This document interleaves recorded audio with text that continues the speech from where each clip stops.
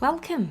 Hi, I'm Mikki, and this is Mikkipedia, where I sit down and chat to doctors, professors, athletes, practitioners, and experts in their fields related to health, nutrition, fitness, and well-being. And I'm delighted that you're here.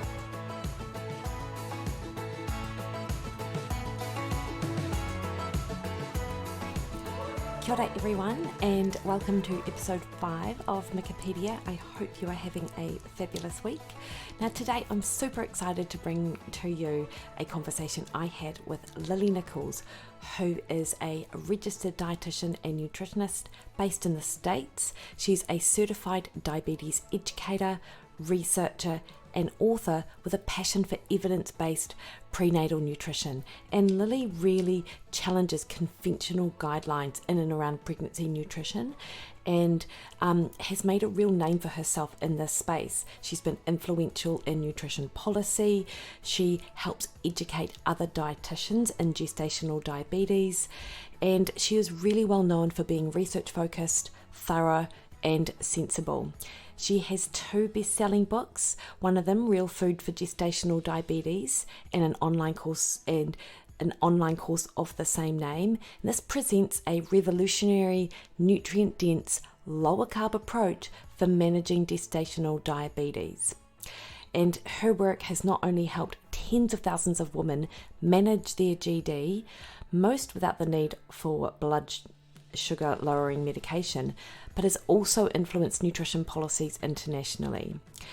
And she has a second book, Real Food for Pregnancy, and that's an evidence-based book looking at the gap between the conventional prenatal nutrition guidelines and what is actually optimal for mother and baby.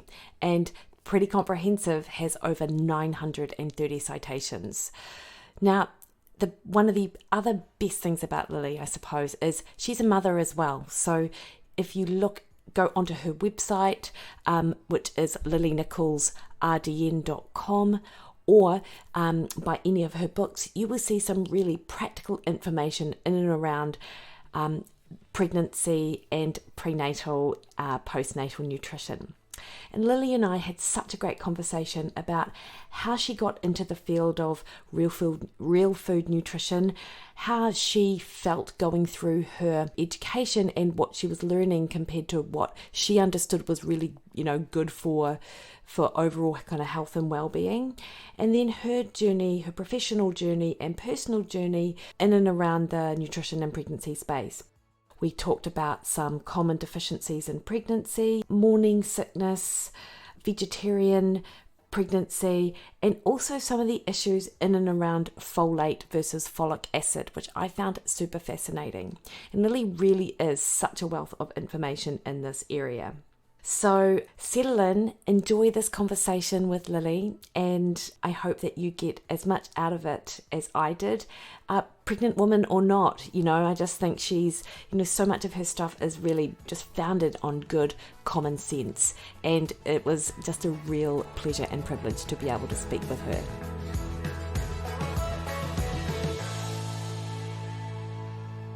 So, Lily, hi, welcome. Nice to see you. Thanks for taking the time to come and chat to us today. Thanks for having me. You will know from the introduction that kind of where Lily sits in the space of real food nutrition. And I first heard of you, Lily, on Rob Wolf, I think in 2015, when you came on to talk about your first book that I believe was just being published then, which is Real Food for Gestational Diabetes. And I just remember thinking that it was unconventional for a dietitian who'd worked in diabetes education to be speaking about real food, actually, because it's not often the case here in New Zealand. Do you want to, I'm really interested to know how you kind of got into it. Into the real food side of things? Yeah, into the real food side of things. Is it something from your background, your family, or is it something that you kind of discovered through your training to kind of lead you on the path you're in now? So yeah, it goes back kind of a ways. My family was definitely health conscious and of the mindset that what you eat matters. So, my mom would not buy soda and, was fairly strict on sugar, although we did have treats and things. She wasn't like crazy strict where we had no fun. But we never had soda in the house, for example. That was not a default. So I was interested in nutrition early on, and I was sort of made aware, even as a young kid, how you feel differently when you eat certain things. So say when it was Halloween and we have a bunch of candy, and I'd be like, oh, my tummy hurts. My mom would be like, yeah, that's what happens when you eat too much sugar. So just making that simple connection from a very young age, I think, it shapes you. You have some appreciation of the fact that food influences how you feel. And fast forward to high school, I knew I wanted to study nutrition, started getting more interested in it. And I came across the work of Dr. Weston Price at that time, and was recommended by a nutritionist mentor of mine to read Nourishing Traditions by Sally Fallon. So by the time I went through my undergraduate training, which was in a conventional dietetics program, I already had sort of this like real food slant in my head. When I started getting really interested in nutrition in high school, I was actually vegetarian at the time and had my health really decline significantly. And that's how the whole Weston Price thing got brought up. And so that was a big overhaul of my diet, before I was even 20 years old. Yeah. And so I had a bit of that, Nourishing Traditions sort of in my head as I'm going through my nutrition training, so that I really wasn't viewing everything that I was learning through rose-colored glasses. I was really quite critical of what I learned and really used that opportunity to, when you have access to medical journals as a student, to really dive into the research and be like, okay, they keep talking about vitamin A and why it's so important, and vitamin K2. There was like barely any research on vitamin K2 back then. And how the way that we grow and raise our foods impacts the nutrient value of the food. I mean, those are things that I don't think my classmates were necessarily thinking of. And I also just knew from in my body, like I felt better when I ate real food. And so I was already, even though it took me a long time to incorporate what I would consider an adequate amount of animal foods into my diet, because we've all been so indoctrinated from a young age that fat is bad, right? I did a lot of that undoing over many years. And so even when I was in nutrition school and we had to do, a dietary analysis of what we're eating, and like my diet was pretty much like 50% fat, which actually that really isn't that high. No. But for a dietitian student, it was like, oh my God, 50% fat, because they tell you, 30% or less of your calories from fat. But I just knew like I felt well eating that way. And so it's kind of been this long journey of really taking a very critical look at the evidence that has, come to either the lack of evidence that was there when they made up the dietary guidelines, but also the new evidence that kind of undoes any value that they bring to the table.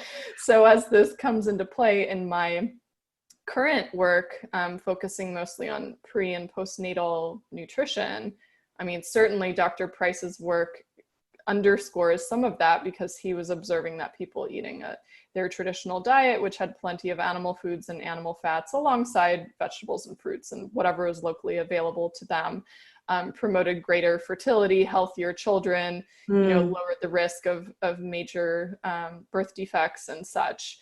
And so a lot of my work has been like, okay, where are the guidelines at? Why are they set where they are? Where are the gaps in the research on things? What are the nutrients, especially the micronutrients, that we need the most of to, either get pregnant, but also stay pregnant and sustain a healthy pregnancy, recover well postpartum, breastfeed with, sufficient nutrients transferring into our breast milk even. And there's actually quite a bit of data which backs up these very early observations that he had. So that's kind of my work, is like reverse engineering what would be, an optimal nutrient intake for a prenatal and postnatal diet.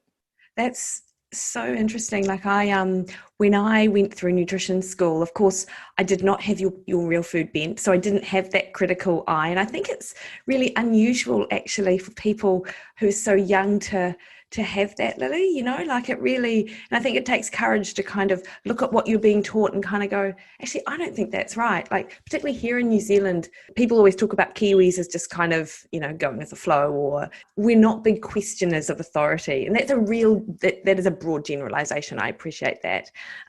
So I didn't, when I went through nutrition school, I was just like, yep, cool. Give it to me. Give me what I need to, get my degree.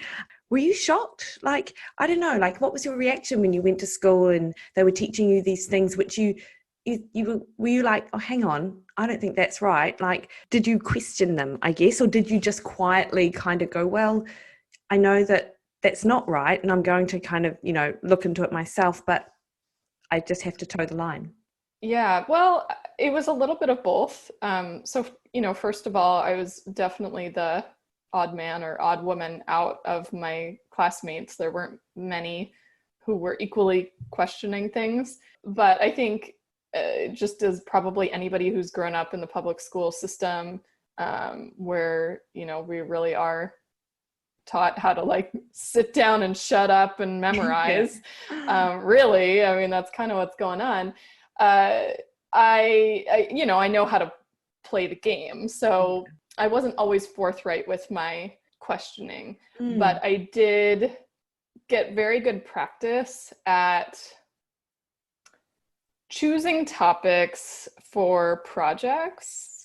So something like Splenda. I remember I did a project on Splenda, breaking down the chemical structure and how it's like a chlorocarbon, and like, oh my God, all the chlorocarbons are like really bad. And back then we didn't really have much evidence to say Splenda was yay or nay. Now we have a whole lot more evidence showing that it does in fact disrupt the microbiome, just like you'd expect from any chlorocarbon and whatnot.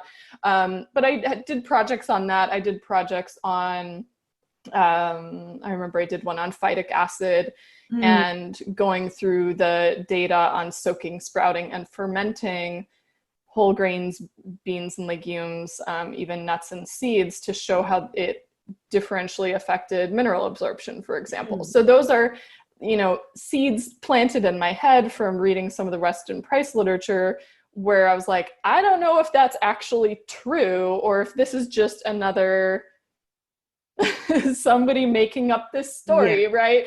And so I kind of used the opportunity to get really familiar with the research journals and how to sort of piece together what's actually going on here. And then of course I did have some really good professors as well. Like, I don't think we can throw nutritional education completely under the bus, because it is beneficial having a background in biology and chemistry and biochemistry. And I had some really excellent professors who focused on like micronutrients and fertility, for example, which obviously has also influenced my work. But, you do have to know when to just smile and nod and understand that, yes, these programs are funded by essentially, big food and big agriculture companies, really at the end of the day, and that there's limitations to, what they knew when they set up the dietary guidelines, and understand that you're working within a system, when you're training to be a dietitian, you are being trained to be somebody who is prepared to work on an entry level in a hospital as a dietitian for the roles that a dietitian serves in a hospital. So it prepares you for that quite well. And then if you want to step outside of that, there's going to be a lot of unlearning and relearning you need to do.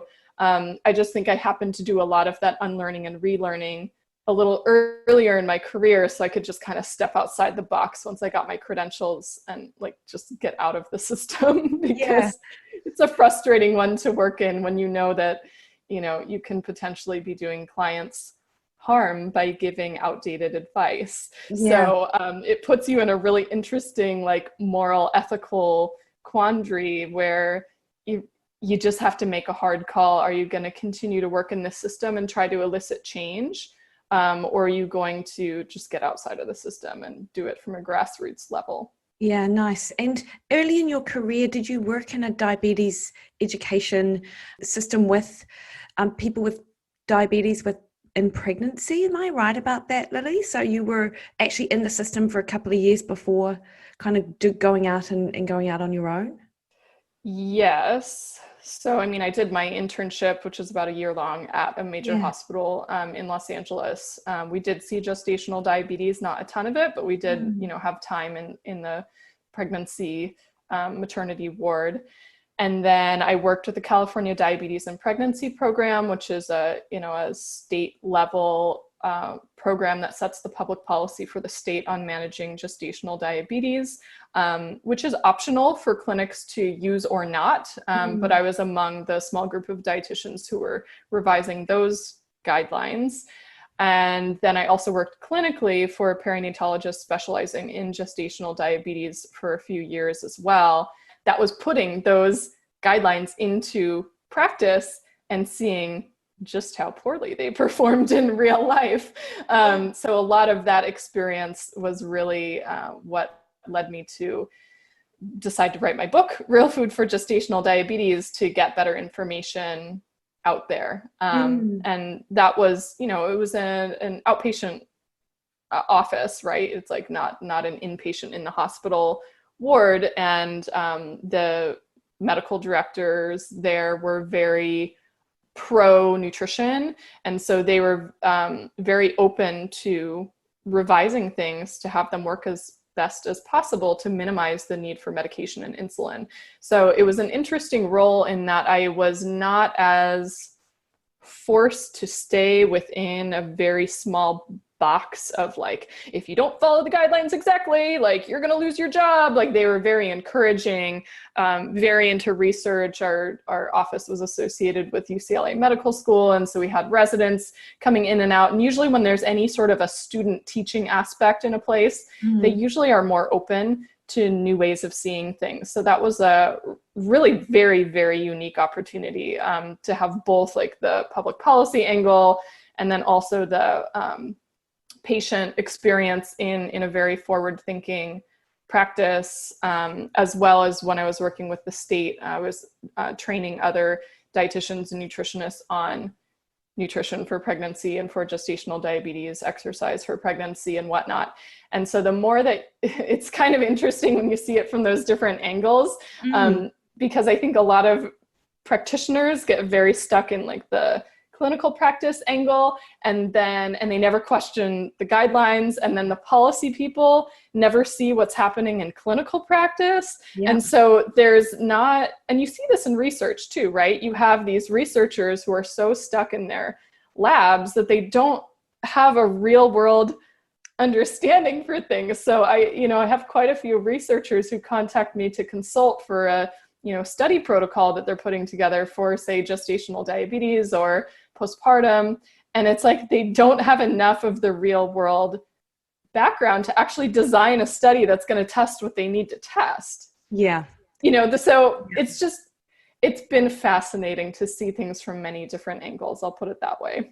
Yeah, no, I appreciate it. It's that real, you can test a theory in a lab, and in a clinical controlled trial, things might go according to, you test a hypothesis and it comes out in this controlled environment, that's what you're going to get. But then stick that same protocol in real life, and then now you're dealing with like flawed humans who actually have lives and all these other things going on around them, which means it's not really cookie cutter or perfect.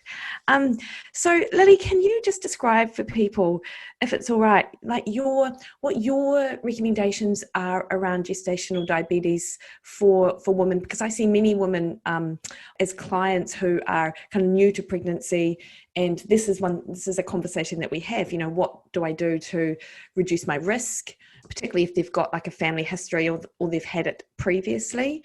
What are your recommendations? How do they differ from what the standard recommendations might be? Okay, so I'll tackle prevention first and say that, we know that there are diet and lifestyle factors that can influence the development of gestational diabetes, but there is not a silver bullet where we know if you do like this exact protocol, you are 100% of the time going to prevent it. Like there are so many risk factors that aren't within our control, like say a family history of type 2 diabetes, or maybe your mom had gestational diabetes in her pregnancy, and that induces epigenetic changes on your body and your pancreas and your insulin production, which can then come to light when you're pregnant, even if you're not aware that there's any blood sugar aberrations. So I just have to throw out that, what's the word I'm looking for? Disclaimer, so people don't get their hopes up. But I will say there are some important things. So for example, we know higher intake of processed foods, especially refined carbohydrates. So things made with white flour, anything made with sugar, high fructose corn syrup. We know those are associated with a higher risk of gestational diabetes in pregnancy. Mm-hmm. We know lack of exercise is a big factor. So even in women who exercise, I think it's 2 to 3 times a week for, gosh, I'd have to remember the exact study, but it's a reasonable amount of time, no more than 30 to 60 minutes a day, 2 to 3 times a week. Their risk of gestational diabetes is cut by, I believe it was 69%. Wow. So exercise plays a big role in your insulin sensitivity. So that one's an important factor. Vitamin D levels, magnesium levels, potentially chromium levels, early supplementation with inositol, which is a B vitamin-like compound, especially in people who have known risk factors like a history of polycystic ovarian syndrome. We know that those things can reduce the risk. And also people who start their pregnancy at a healthy weight versus starting their pregnancy in the BMI categories that we'd call overweight or obese are at a lower risk of developing gestational diabetes. So if you have the time for preconception prep and can get your vitamin D levels optimized, some of your micronutrient intakes optimized, start your pregnancy at a healthy weight, be active and incorporate movement into your lifestyle, those can help reduce the risk. As far as treatment modalities for gestational diabetes, now some of the guidelines differ country to country, but they are pretty similar across the board. The diagnostic criteria is often very different, but the dietary recommendations are pretty similar country to country. And I know in the US, for example, the conventional recommendations are to consume, a low-fat diet with a carbohydrate intake no less than 175 grams per day. They do, in their credit, recommend, fresh produce, lots of vegetables. They recommend, adequate protein intake. However, when you actually see the guidelines in practice, oftentimes you're looking at meal plans that have, a minimum 45 grams of carbohydrates per meal. Yeah. And when you see it in practice, and just to get people thinking about this, a lot of times we diagnose gestational diabetes with a glucose tolerance test. So you give a certain amount of glucose and then monitor blood sugar levels afterwards. And depending on how the test is done, it can be anywhere from 50 to 75 to 100 grams of glucose. So if somebody has taken, say, the 50-gram screening test, which is something that's often used in the US, we do a 2-step method. The first test is 50 grams of glucose. If you fail that, technically that means your body does not handle 50 grams of glucose. In other words, 50 grams of carbohydrates at one time. And yet we have meal plans that are frequently recommending 45 grams of carbohydrates or 65 or 60 grams or 75 grams of carbohydrates per meal.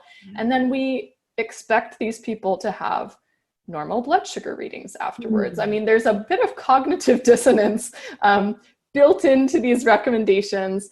And unfortunately, they all spring from a whole lot of assumptions and extrapolations made from the general dietary guidelines, which have plenty of room for improvement. Yeah. So what I find instead works better in practice is to not restrict fat, because usually in the diet, you have your 3 macronutrients: fat, carbohydrates, and protein. Protein intake can only go to a certain threshold. It has such a high level of satiety that it's very hard to overeat protein. Yeah. So the rest of the balance becomes kind of a war between carbs and fat. So if your diet is low fat, it's automatically high carb. So if we're going to go below 175 grams of carbohydrates, you're going to have to make up the caloric difference with fat. But it's also more satiating. The fat, if you're not processing your real food sources of protein, your fat tends to come alongside your protein-rich foods as well. So it all works together really seamlessly and beautifully in real life. But it does mean a higher intake of fat. I also recommend a little more protein than the guidelines. As of 2015, we had the first ever study assessing protein needs of pregnant women. All the previous recommendations were based on guesstimates for the most part. And they found that protein needs in pregnancy were seriously underestimated. So protein needs need to also be higher. And then we also just have a slightly reduced amount of carbohydrate. And people don't need to go full on keto or anything, but they certainly don't need to have 45 grams of carbohydrates at every meal. You can, I believe, titrate your carbohydrate level down to the place where you experience normal blood sugar readings after your meals. So the amount of carbohydrates that somebody's going to tolerate, you know, person A, B, and C might be all different. There might be person C who can easily tolerate 100, 180 or so grams of carbs a day, maybe even more.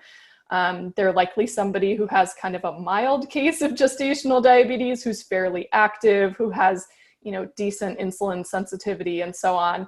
And then you might have person B who's somewhere in the middle, and person A who needs to be much more strict and get most of their carbohydrates from, you know, high fiber, low glycemic sources like green leafy vegetables, nuts and seeds, berries, Greek yogurt, which is strained and has less lactose and thus less carbohydrates. Like, you'll just have a range. But we need to allow people the option to do that instead of the way the current guidelines work. It's you have to eat your 175 grams no matter what. If you don't, it's going to be harmful, which is false. Then there's a whole chapter in Real Food for Gestational Diabetes outlining why that's false. But we need to give people, you know, A, accurate information, and B, allow them to, you know, take an empowered approach to managing it, which is just kind of not possible if you're making them force feed themselves high amounts of carbohydrates, feel miserable, have super high blood sugar. Maybe they're a person who does not want to be on medication or insulin, but then is kind of forced into it. It makes for a very stressful and resentful pregnancy experience. Yeah, completely. And it's interesting around the protein. So it appears to me that, you know, whenever we talk about protein, the rhetoric out there is everyone gets adequate protein. New Zealanders, or at least New Zealanders, you know, or the Western world has no problems getting their adequate protein.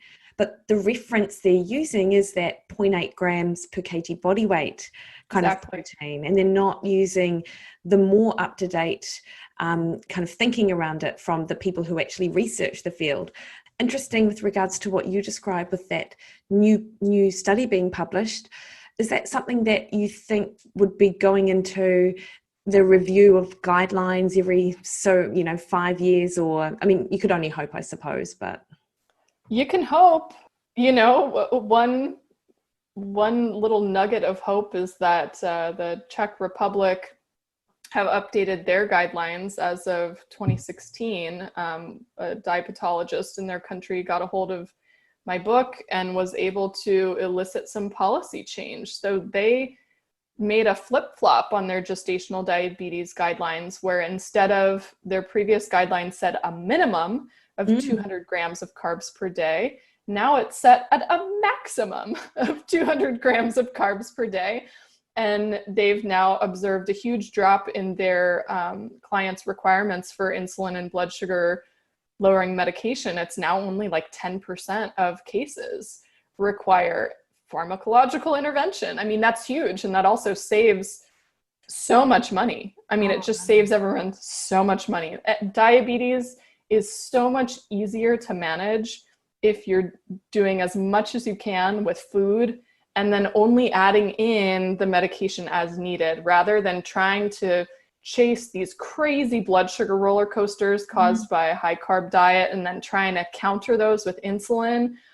It's like, it's a lot of work. It's really challenging. And especially with the some of the clientele that I worked with for a while who were low income and low literacy, you know, having to calculate all your grams of carbs you're eating and then calculate your insulin dose and make sure you're taking up the right amount in the syringe. And then did any insulin leak out when you injected it? And then it's just it's a hot mess. And, you know, across the board, people are so much happier when they don't have to do that. Or if they do, you have, you know, a minimal dose. And so the margin of error is also much smaller if your math isn't perfect or something goes wrong with your insulin. Yeah. Lily, you must have been so proud when you heard that about the Czech Republic. Like, that is amazing to have your work go into like public policy. Oh yeah, it was huge. Total surprise. Yeah, and of all things, a connection that was made on Twitter. So, you know, social media has its downsides, but it can also have a really great way of connecting people across the globe. So, yeah, it does make me hopeful that, you know, the Czech Republic is a small country. I don't know that the US is going to be, you know, right around the corner changing guidelines, but I do hope, because, you know, it's not just the gestational diabetes issue, but even if you go for things like the protein issue, like if we were able to correct the protein requirements for pregnancy, you would actually have an automatic increase in a lot of the micronutrient intake among pregnant women that's currently lacking. Because a lot of your protein-rich foods also have your vitamin B12 and your iron and your zinc and your preformed vitamin A and your choline. And so it kind of turns into a cascade effect, even if you're able to make that small shift there on the protein. Yeah, for sure. And I'm wanting to go on and discuss your second book that you released in 2018, Real Food for Pregnancy. But the first thing I want to know, Lily, did you get any pushback from others in your field or around your guidelines and how they might have differed from your first book about gestational diabetes? Because I guess as well, there is actually a lot of research around that low carb and its benefits for diabetes, but there's so much more now in 2020 than when you published back in 2015. Did you get any pushback from colleagues as to your differing recommendations compared to the kind of conventional ones? You know, it's actually been pretty surprising in that I haven't had that much pushback. And I think part of the reason is that I cite my work. So I cite the studies, you know, line by line in sentences so that people can see why I'm making the recommendation that I am. They know that I'm not just pulling it out of thin air. So I think that's part of it. I will also say that I sort of intentionally held back going, you know, way extreme with recommendations, you know, A, because I don't think it's necessary, but B, I give a range of carbohydrate intake that I think works just fine in practice. I mean, really, this is what I was doing in practice. So for example, like the highest meal plan I recommend has 150 grams of carbs, because there are indeed people with gestational diabetes who can totally tolerate 150 grams of carbs a day. And so there is a meal plan showing that amount, even though I have 2 other meal plans at lesser amounts of carbohydrates. So I think having sort of an incremental approach there helped people maybe not push back too hard. In some ways, I felt like colleagues were really waiting for a resource like this, because they too had observed that the levels of carbs recommended didn't work in practice, but they were afraid to go lower because they were afraid of negative consequences on fetal development. And I very clearly outline why that is not a concern in the book, cited to all the research on ketones and ketosis in pregnancy. And it's a huge can of worms that we could talk about for probably 2 hours. But I think that gave a lot of people reassurance that, oh, what I've observed in practice is actually okay to do. So I hear from some, maternal health, OBGYN practices that employ dietitians that they've been able to shift over just in their small practice, their teaching materials, for example, to have a lower carb meal plan option.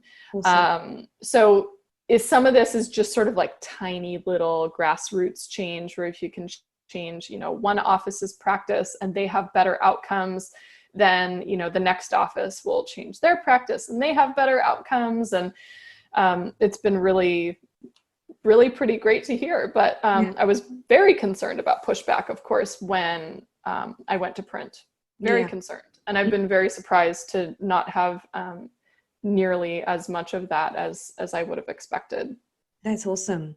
And then, of course, you went on to then write your book, Real Food for Pregnancy. Yes. Yeah. So with regards to some of the nutrient deficiencies that you came across in the literature, things that we need to be concerned about, I suppose, or mindful of if we're women wanting to become pregnant, or clinicians who are working with pregnant women, because I'll just preface that by saying, you get women to get their blood results done or blood tests done through the doctor, and then they'll bring you their results, and because they fall within those normal reference ranges, the blood work is fine. So, and that might be that you have a ferritin that's 21, but because it's above 20, no problem. When you were doing your research for your book, Lily, did you come across any kind of patterns around common deficiencies, areas which kind of raise red flags for you? Absolutely. Yeah. So first of all, when people get regular lab work done, I know when I went in during my first pregnancy to get, first trimester labs done, and I'm asking what they're actually going to test. And it's essentially nothing of value in terms of things that I can modify in my diet or lifestyle to improve.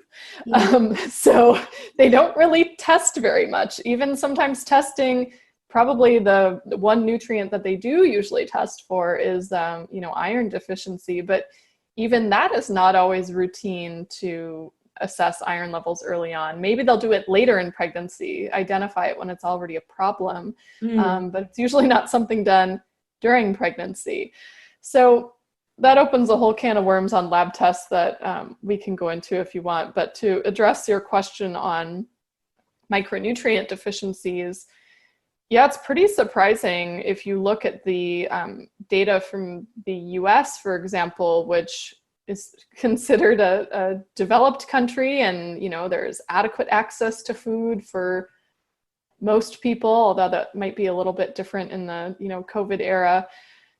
There's actually quite a high rate of micronutrient deficiencies. One study was looking at, I believe it was 8 or maybe 9 micronutrients, and they found 47% of pregnant or breastfeeding women are at risk for at least one micronutrient deficiency. And that was only looking at really a select group of nutrients. Had they included choline in the list, for example, which they didn't in that study, we know that somewhere between 90 to 95% of pregnant women are not consuming enough choline.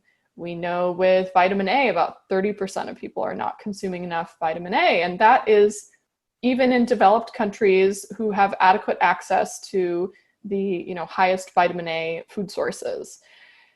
You can see issues with vitamin D. That's a nutrient that I delved into quite a bit.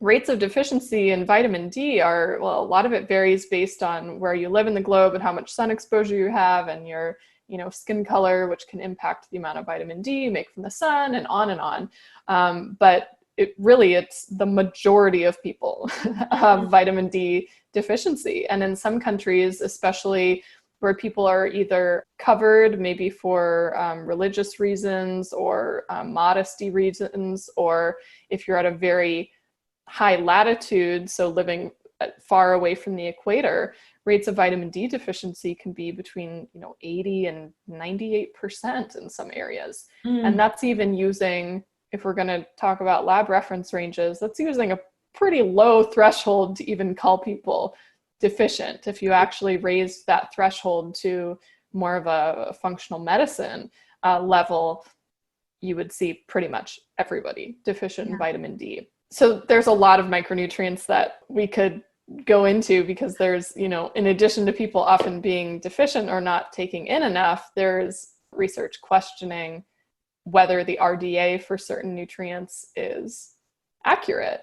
And so the themes that I see around that are that a lot of the micronutrients that maybe should have a revised goalpost, a lot of those nutrients are the ones that we source from animal foods. So that raises some concerns if we're looking at the trends towards everybody going for a plant-based, vegetarian, or particularly a vegan diet, where if you completely omit or severely restrict intake of animal foods, then lo and behold, you're going to have pretty much 100% of pregnant women choline deficient, unless you're going to start supplementing everybody, so it does point to, I believe the need for an omnivorous diet, but also careful consideration on not just intake of iron and folate. It seems like those are the two nutrients that people think about for prenatal nutrition. Yeah. And I think we really need to broaden it far beyond that. Yeah. Lily, so if someone wants to know, what should I get tested to make sure that I'm not only adequate, but I'm actually, sufficient in micronutrients, what would be your advice? What should they get tested? Well, it's kind of tricky because if you're working with a conventional doctor, they're probably not going to be very familiar with ordering nutrient panels on measuring a bunch of micronutrients. So if you're just working with a conventional practitioner on a very baseline level, having an iron panel that includes your ferritin, I think, is important. Having your vitamin D levels checked, so 25 hydroxy D, and then maybe considering, some surrogate markers of like folate metabolism and methylation, like homocysteine levels can be really helpful, because that can show if things are off with like your folate and B12 and B6, even if you're not measuring those nutrients precisely. That can be helpful, and that's something I'm thinking in mind of, like what a conventional doctor would be familiar with ordering right now. Beyond that, if we're still really staying focused on the nutrition side of things, you could request something like a folate or a vitamin B12 level and see where you're at with that. Those both play a role in, neural tube defects. But if you really want to go far beyond that, you're probably going to need, just a micronutrient panel. There's many different ones available, but they're mostly through labs that functional medicine practitioners are used to ordering. So the ones I mentioned would kind of be like baseline, but you can do, advanced lab testing and get your, levels of omega-3s and all the different, DHA and EPA and everything listed out. You can get a check on your trace mineral status. There's so many other things that you could be measuring, but it's not something that many conventional practitioners are necessarily trained in. So that's a bit tricky. Yeah, it can be tricky. And here in New Zealand and Australia, we've got a company, NutriSearch and NutriPath, and you can order through practitioner those kind of panels that you're talking about. Yep. Yeah, I don't. So they are available. As I understand it, it's much more available in the States, maybe in Canada. Yeah. Here we have, like Genova's NutriEval panel is a popular one with functional medicine practitioners and people who work with, fertility clients.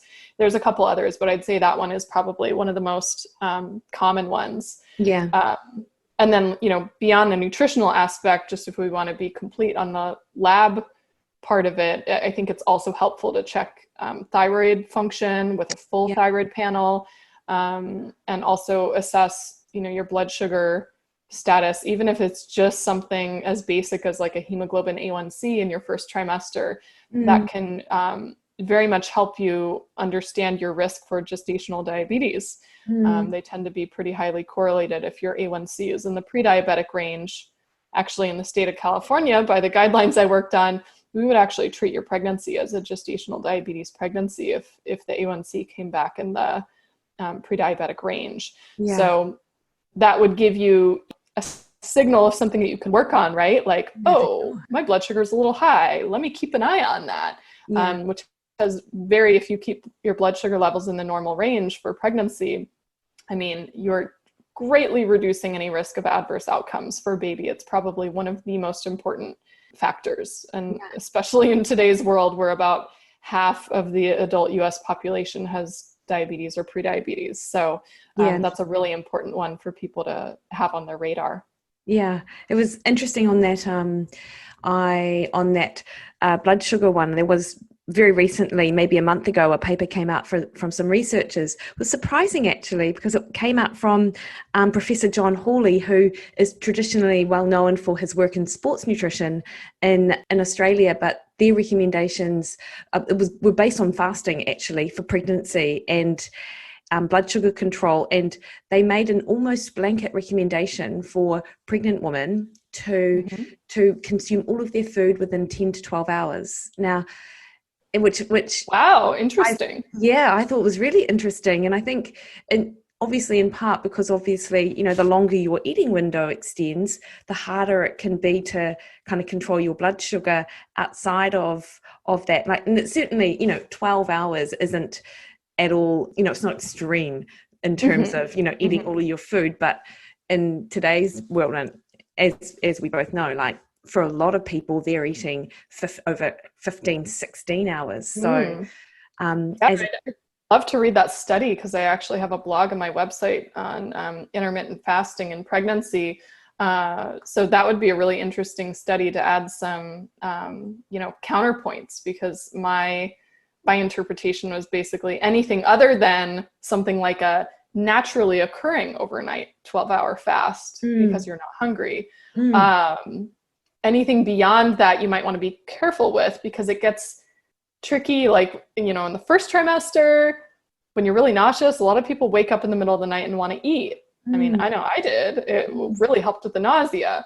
Not every night, but some nights you wake up and you're just famished. And then maybe second trimester, you could get away with the 12-hour window. And then third trimester, it's tricky to eat big meals. So if you're really trying to do a strict intermittent fast, and of course a 12-hour window, I wouldn't consider strict intermittent fasting, but your stomach is so compressed by baby pushing up on it that it's sometimes hard to eat big meals. A lot of people kind of fall into the small meals and snacks and sort of like eating like a bird during those last few months. So I don't know. It's interesting. I can see why it would be, beneficial metabolically, just as we have all of the non-pregnant data.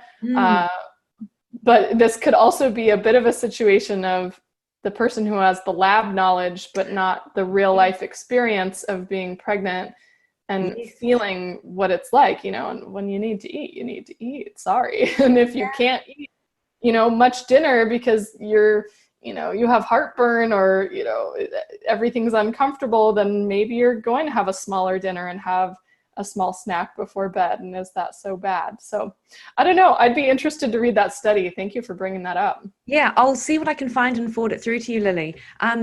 You do raise such a good point. Like, I talk to so many women who are so stressed about doing things properly during their pregnancy because of the messages around, we shouldn't snack, we should only eat meals, we should try not to eat or try to stick all your food within, 10 to 12 hours, shouldn't consume anything white, jam is off the menu, yet all they want is white bread and jam, they're not sleeping, but they know that sleep is so important for metabolic health.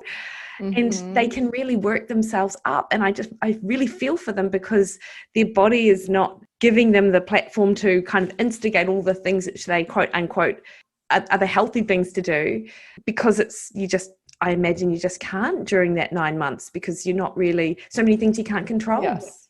There's a lot of things you can't control in pregnancy. So it's a very humbling experience and a practice in surrendering, which I think is the perfect,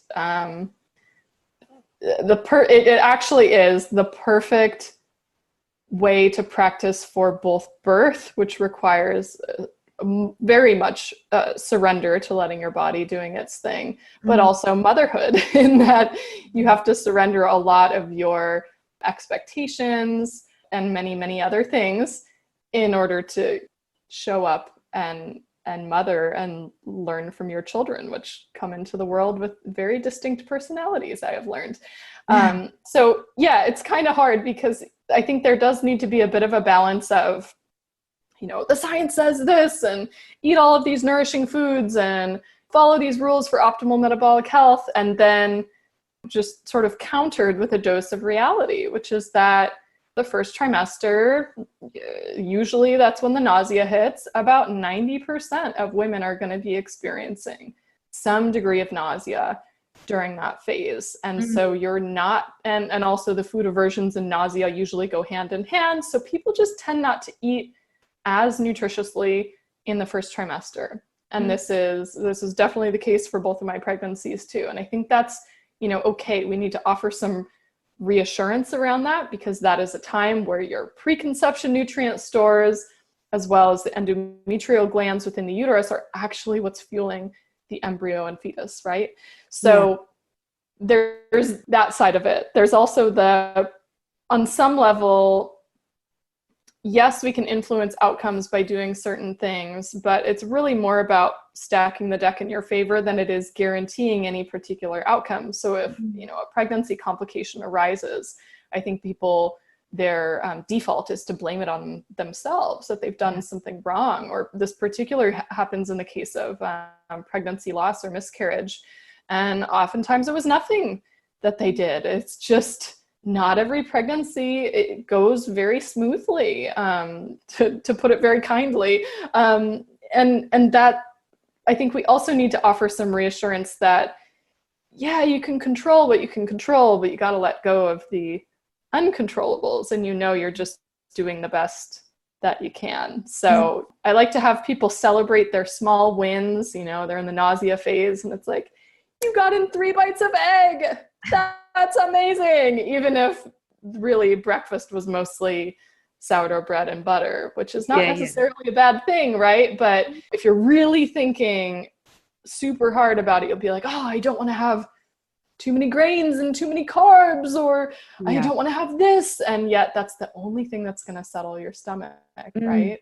Have to sort of just own it, move on the next snack, next meal, and just roll with it, because there are plenty of ups and downs in pregnancy. So I always like to temper my advice with a bit of reassurance too. And I really like what you said about just surrender to it, because I think otherwise you're right, like the negative consequences of just being stressed all of the time and how you feel about the whole situation, like it would change everything. Yeah, to take it further, when you're really stressed and you're inducing a cortisol response because you're not complying with the perfect way of doing anything, you've probably undone any benefit anyways, because you can read all the studies on high cortisol and stress and how that negatively impacts pregnancy outcomes. We all need to, you know, just sort of balance the, you know, really proactive nutrition movement side of us with just some, it'll all work out. Yeah, totally. Lily, do you know, when I listened to you on another podcast with Rod Wolf, and I believe this was in 2019, and might have been that podcast or another one. I stalk some of your podcasts because you always like deliver such amazing information. You talked about post-pregnancy, and it really got in my head this idea of postnatal depletion. And I'd only heard, and I don't know whether I heard you use the term, but I've got a friend, a naturopath friend, who uses it as well, which I think really perfectly describes, you know, how a woman comes through giving birth, and then just, I suppose, the nutrient state that she'll be in, whilst she's now suddenly got 300% more demands kind of placed on her in terms of her own expectations, and of course a little baby human and all the rest of it. So what are the, I suppose, do you have any recommendations for women in and around postnatal depletion? Is that a term that you've used? Yes. So Describing it? Yeah. postnatal depletion, I'd have to go back to the paper, but the term has been around for decades. And it's this notion that nutrient stores are depleted over the course of pregnancy. And so women come out on the other side depleted. And then on top of that, you have the increased demands of caring for a baby and for many people breastfeeding as well, which additionally pulls from your nutrient reserves. And a lot of people are not supported enough to keep themselves well nourished in postpartum, that you can end up in, fairly ill health fairly quickly if you don't have the support and the nourishment that really was kind of built into the way that a lot of traditional cultures approached pregnancy, birth, and postpartum. I mean, there was a practice globally. There's very much similarity across very different cultures in how they approached postpartum. And oftentimes there was a period of 4 to 6 weeks, or often it was 40 days, where the mother was mothered for a while, and usually by older women in her family or in her community, in her tribe. And your job for that early time was to rest, recover, and bond with your baby. And everything else was taken care of. I mean, taking care of a baby is already like a lot of work, and it's 24/7. But there would be people there to cook and clean and help feed you and hold the baby when you need to bathe. And you weren't trying to juggle it all. And I can't remember the exact statistic, but a shockingly high proportion of mothers in the United States go back to work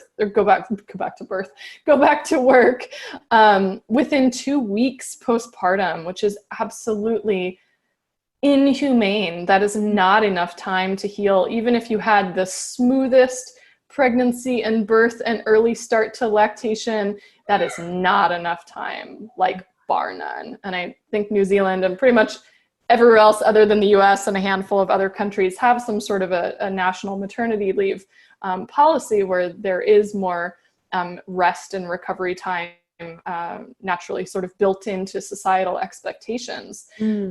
But coming as somebody from the US, and particularly, as a self-employed entrepreneur, there's a lot of pressure for people like myself to get back to work right away. And it was pretty humbling. I visited a friend in Canada late in my second pregnancy, and it was interesting. She asked me, "Oh, how long are you planning to take for your maternity leave? The full 12 months or longer?" Like, that was her default. Wow. Because in Canada, you get the option of 12 months paid leave, or I think you can take it over 18 months at the 12-month paycheck over a year and a half. And that's hilarious because my American counterparts would be like, "Oh, are you taking 6 weeks?" Or the ones who are like my fellow entrepreneurs who think they're planning a, quote, long maternity leave would be like, "Are you going to take like 2 months, 3 months? Some might even go to 4 months." There's a different expectation, I think, in the US. And of course, this goes back for generations of generations, where even, our own mothers and grandmothers don't know how to care for new mothers. So you have to it puts an interesting burden on yourself as a new mom, in that in order to get the support you need to recover well, you actually have to do extra work up front to prepare for it. So in pregnancy, for myself, for example, I was like doing, postpartum freezer meal prep starting at 20 weeks. I learned the hard way the first time that like, whoa, you really need to have some meals on hand because it's pretty much impossible to cook with a newborn. I did have a meal train where people in my community brought meals that first time around, which I did not set up and was so grateful for. So I made sure that was going to happen the second time. But I also called in for my mom to be there to help out. And she was happy to do it. But that wouldn't have been her default had I not asked. And it's not like she isn't, you know, a loving mother. She definitely is. But that was not in her default because her mom didn't come and stay for a long period of time and cook lots of her meals and do all that postpartum, because that tradition had been broken many generations in the past. So, you know, I think I've spent this whole time talking about postnatal depletion, actually talking about support instead of the food side of it. But the support is necessary for the nourishment to happen. Totally. Without the support, I mean, you can do all of the pre-planning. I mean, I did a lot of that too, the freezer meal prep and all that stuff. That can take some of the brunt off.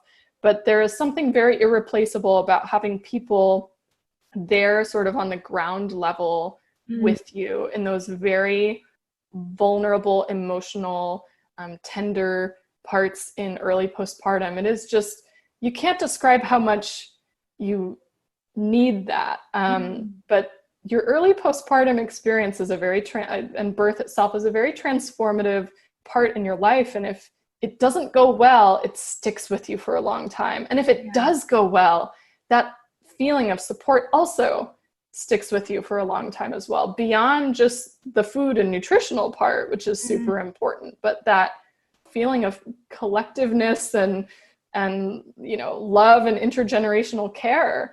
So I don't think we can, you know, overstate how important the postpartum period is. I arguably, I think it is just as important, maybe more important than the pregnancy part, because we all are focused on, maybe not all of us, but many people are focused on taking care of themselves in pregnancy, but they don't really think to extend that same level of care postpartum. And it's kind of a, you know, a rude awakening when you end up postpartum without a lot of support. And then you're like, oh crap, I can't do this by myself. How did everybody else do this before? Yeah. The answer is they all like struggled through it, and we shouldn't be doing that. We should break this cycle and get back to what traditionally worked so well.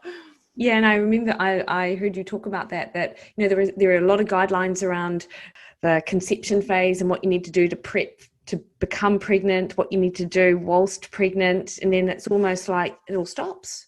Like, yep, baby comes, sweet, back to real life, you know. And maybe in part that might place just additional expectations for women, because it's not, you know, it's not really talked about that much in terms of additional things that they need to consider around the support post-pregnancy. For whatever reason, they don't really think about it. From that nutrient depletion thing, you described it really beautifully, actually, when you were like, you know, you might have a woman who has a cesarean, and people are like, oh, well, you know, you had a C-section, but they may have been an emergency C-section after going through labor for like 18 hours and then realizing like just what the body goes through. It's really incredible. Yeah. I mean, it's really incredible, the whole process of growing and birthing a baby. But yeah, the level of depletion, I believe, will also correlate not only with like your nutrient stores coming into pregnancy, so preconception. I don't think we can overstate how important that part is as well. Your nutrient intake during pregnancy, but also your experience of birth. One of my friends describes it as like a bank account, where you can, like, if you start your pregnancy with a full bank account, you know you're going to be drawing out deposits the whole time, but then there's less to replenish postpartum. Yeah. And yeah, I mean, I certainly felt that firsthand with my two kids, because I had a long labor with my son. Everything ultimately went well, but it was very exhausting, like 22-hour labor. And so I felt really weak for a long time. And then with my second, it was a really beautiful, fairly swift 3-hour labor. Everything went great.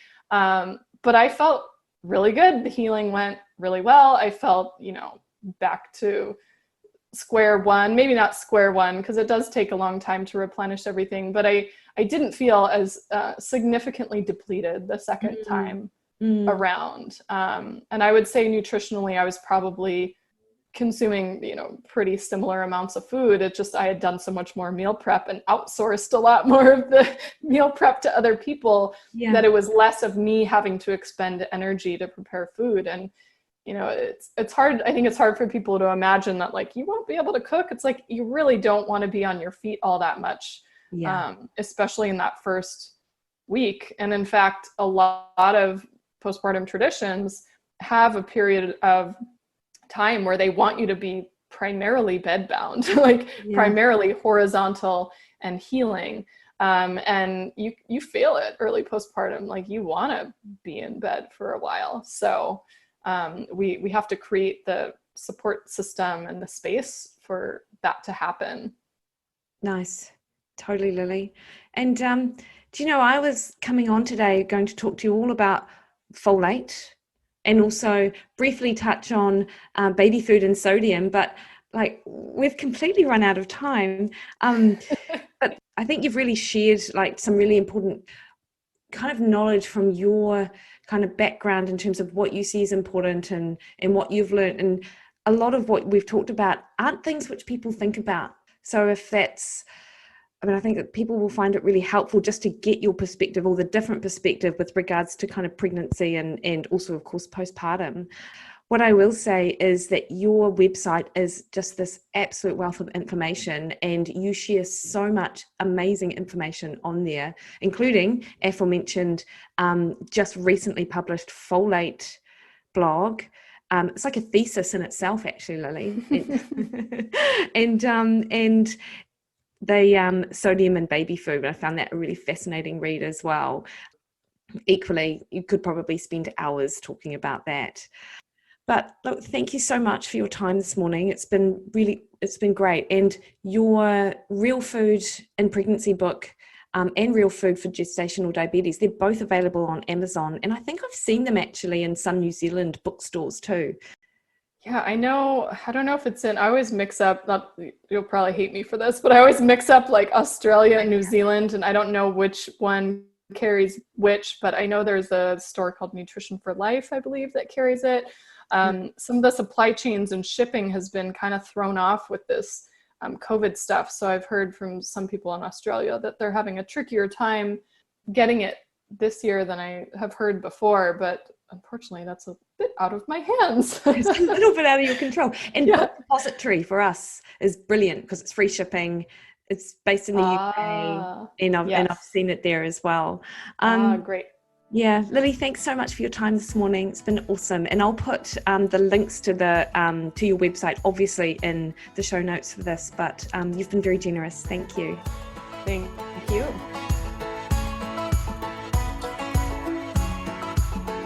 So team, I hope you really enjoyed that, and I have to say Lily's books are some of the best resources around for practitioners and just anyone interested in this space. And she actually helps form some of the curriculum in that registered dietitian space as well, which I just find is so interesting and just so awesome. So that was Lily Nichols. And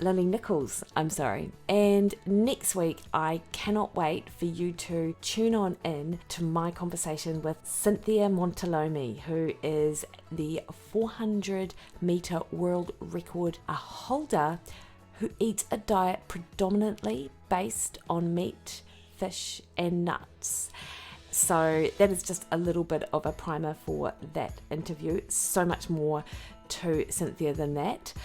Until then, though, if you enjoyed this interview and this podcast, please hit the subscribe button in your favorite podcast platform. Please leave us a 5-star review, because that just really helps with getting Mikkipedia out there to a wider audience. Share this with your mates.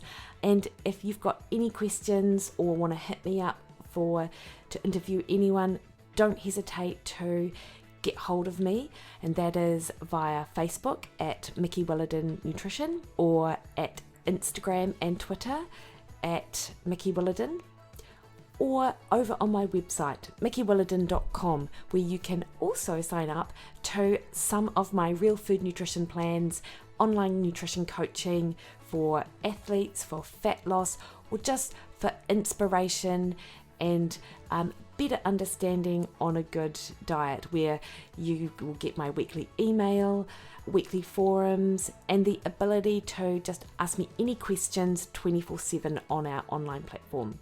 So enjoy the rest of your week, team. Look forward to catching you next week.